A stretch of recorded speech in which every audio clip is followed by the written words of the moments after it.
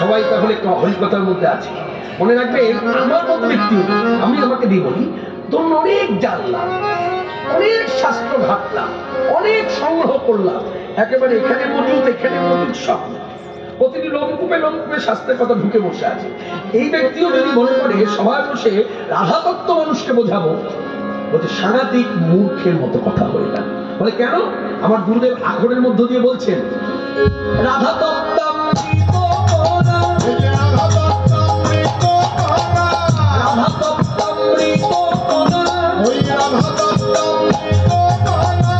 সবার হিতে সবার হিতে সবার হিতে পূরণ হয় না শ্রীরাধার কৃপা বিনা।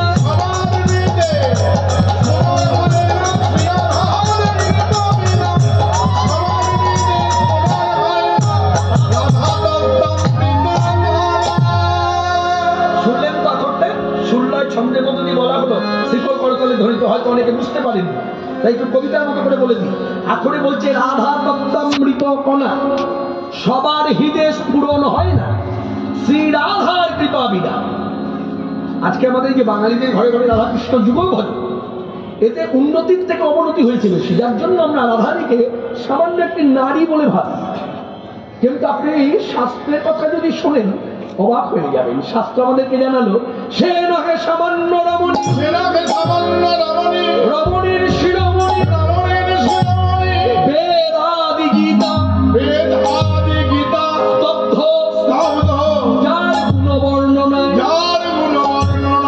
অর্থাৎ বেদ আদি গীতা মানে বেদ পুরাণ যত শাস্ত্র গ্রন্থ আছে সব স্তব্ধ হয়ে গেল রাধারীর গুণ বর্ণনা করতে। ত্রিভুবনে অদ্বিতীয়া নন্দায়িনী অতুলনীয়া রাধা লক্ষ্মী ঠাকুরা। ত্রিভুবনে অদ্বিতীয়া, দ্বিতীয় নাই, অতুলনীয় অনন্যায়িনী রাধা ঠাকুরানী। তার জন্য গুরুদেব বলছে রাধা তত্ত্বামৃত কণা। এই কণা কণাটাও সবার হৃদয় স্ফুরণ হয় না শ্রী রাধার কৃপা বিনা। যার জন্য রাধা দুর্গা কোনো ভেদ নাই, যে রাধা সেই দুর্গা।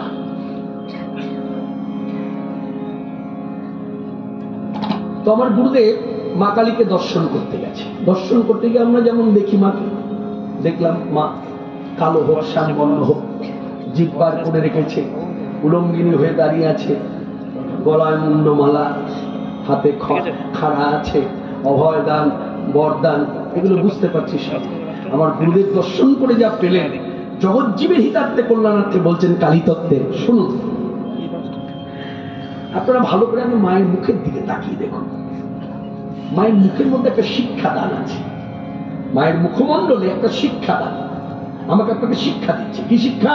না মায়ের দিকে তাকিয়ে দেখুন, মায়ের রক্তবর্ণ জিহ্বাটি বড় করে বার করে রেখেছে। জিহ্বার রংটা আগেই বলে দিয়েছে, রক্তবর্ণ জিহ্বা মানে লাল। আর এই জিহ্বাটি বার করে কি করেছে? শুভ্রবর্ণের দাঁত দিয়ে, মানে সাদা দাঁত গুলো দিয়ে এই জিহ্বাকে দংশন করে রেখেছে, চেপে রেখেছে। কেন এইরকম রূপ ধরলো? কেন? বলছে শিক্ষা দিচ্ছে জগৎকে, এই রক্তবর্ণ জিহ্বা হলো রজগুণ, আর শুভ্রবর্ণের দাঁত হলো মায়ের সত্যগুণ।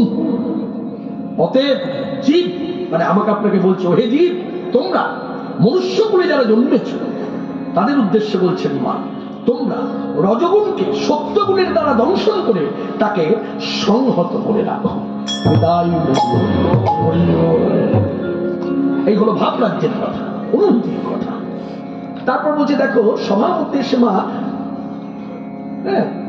উলঙ্গিনী হয়ে দাঁড়িয়ে আছে, না ঊর্ধ্ব দিকে কাপড় আছে না নিম্ন দিকে কাপড় আছে, দাঁড়িয়ে আছে, আর বুকটা উঁচু করে রেখেছে।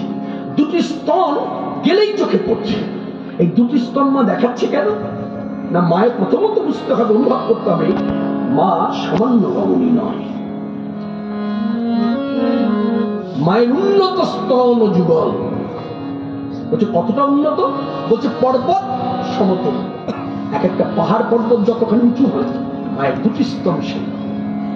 তাহলে দুটি স্তনে কি আছে? বলছে এই দুটি স্তনে ভাবরাজ্যে দাঁড়িয়ে অনুভব করলে বলা যায় দুটি স্তন ক্ষীরে পরিপূর্ণ হয়ে আছে। একটি স্তনের দ্বারা তিনি আমার আপনার মতো সন্তান দিগকে পালন করছেন, আরেকটি স্তনধারা তিনি সাধকগণদের অমৃতত্ব সাধন করাচ্ছেন। এই সেই জগৎ জননীটা। তারপর বলছে মা উলঙ্গিনী কেন? আমার গুরুদেব সুন্দর ভাবরাজ্যে দাঁড়িয়ে রসিক ভাবুক ভক্তের মতো, রসিক ভাবুক ভক্তের মতো কথা বললেন স্ত্রী মুখে। বলছে মা উলঙ্গিনী কেন জানো? আমরা মাকে আখ্যা দিয়েছি বিশ্ব প্রসবিনী। তাহলে আমরা যে মাকে আখ্যা দিলাম বিশ্ব প্রসবিনী, যে মা আমার প্রতি ক্ষণে ক্ষণে সন্তান জন্ম দিচ্ছে, সে মা আমার কাপড় পরবে কি করে? মা কেন দিগ্বস্য না? মায়ের কেন পরনে কাপড় নাই?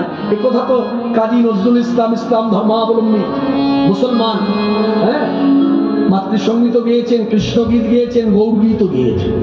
তবে এই গানটি কোথায় বসে লিখেছেন আমি জানি না।